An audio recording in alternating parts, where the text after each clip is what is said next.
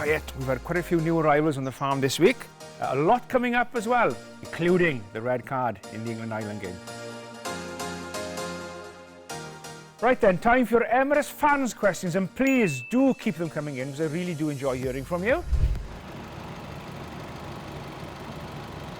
We've had some in from France, but they're in French, and my French is zero. So here we go, let's give it a go. Anthony Boutier. Quelle est votre ville préférée du tournoi destination? I do like Paris, I have to say. I do love Paris, particularly going for food the night before. A nice steak and some foie gras, beautiful. Vincent Tez asked, est-ce que tu préfères donner le coup d'envoi pour un match en après-midi ou en soirée?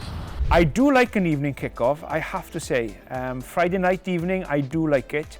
But I do like as well an afternoon occasionally on a Saturday because then I can go out for a pint afterwards. Est-ce que vous préférez arbitrer une finale de Coupe du Monde ou avoir une nouvelle sélection avec le Pays de Galles?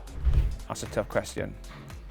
If I won a cup for Wales, I'd be very, very, very lucky. And it would only be one, I can tell you. So, World Cup final for me, without a doubt. Right then, time to get to your questions now, and here they are. Reese.day at Instagram. What would happen if someone scored a drop goal at the kickoff? Well, they wouldn't get 3 points because you're not allowed to do that. You have to start the game and then the opposition get the ball, or if you win the ball back, then you can take a drop goal, but you can't score a drop goal from a kickoff. And another bit of information for you, a player can't call a mark from a kickoff as well. So there you are, you've learned two things there. There's one question which has caused quite a stir in recent weeks online, and I thought I would weigh in on the debate. On the planet, are there more doors or wheels? A lot of houses now say they have 2 or 3 cars, that's 12 wheels. If they have a wheelbarrow, that's 13 wheels. If they have a lawnmower, that's another 4 wheels. If you have a big house, you could have 10, 12 doors as well. Got to be more wheels, I would say. All the cars in the world, isn't there? Oh. We've got a very clever cameraman today. He just pointed out to me that cars have 4 doors. And the boot, that makes it 5 doors.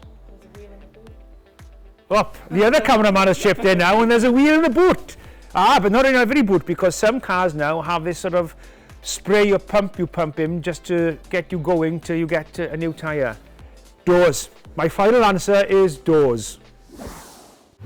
Now then, time for Whistle Watch, and there's quite a few talking points this week, so let's get straight into them. England, Ireland in Twickenham, Charlie Ewels red card. A big talking point as far as did it spoil the game? People asking, should there now be a 20-minute orange card? Player coming back on in 20 minutes? My answer to that is no. But not a huge talking point or debate by people as far as the actual offence goes. So, quite a clear decision here. Because Ewels goes in upright, he doesn't make an attempt, so he doesn't dip, he doesn't make an attempt to make a tackle sort of low, and he makes direct head contact. Then you're looking then at the degree of danger, direct contact with the head. The referee follows all those directives and protocol, and quite rightly so gives a red card.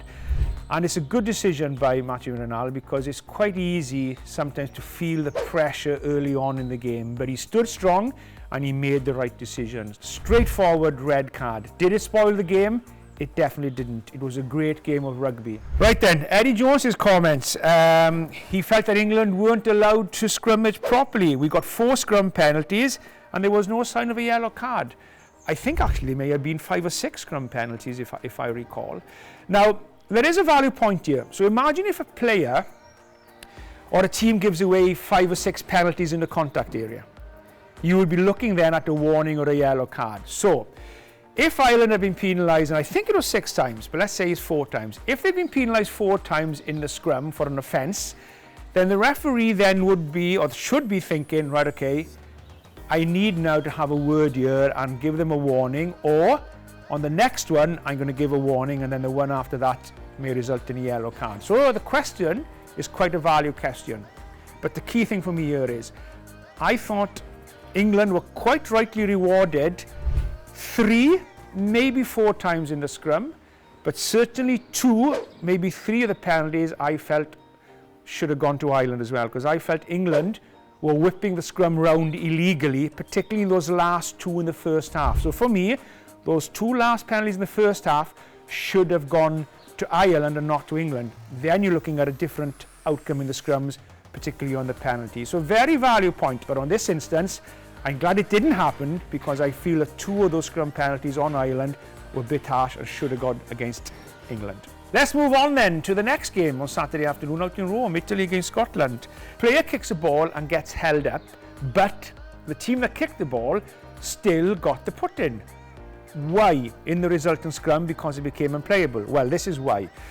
So what they decided to do quite a few years ago, to try and prevent a lot of aimless kicking back and forth, what they decided was if you kick the ball and the opposition catch the ball and then you immediately form a maul, preventing the opponent from having an opportunity to play the ball, instead of rewarding you with a scrum because it becomes an unplayable, to try and get rid of that aimless kicking, they would reward the guy who catches the ball as long as he hasn't had an opportunity to do anything with the ball. Now, if he's had time to, he's run a couple of steps, so he's had time to pass and he decides not to, and then the maul is formed, then it's totally different. But there is a slight difference in the law here.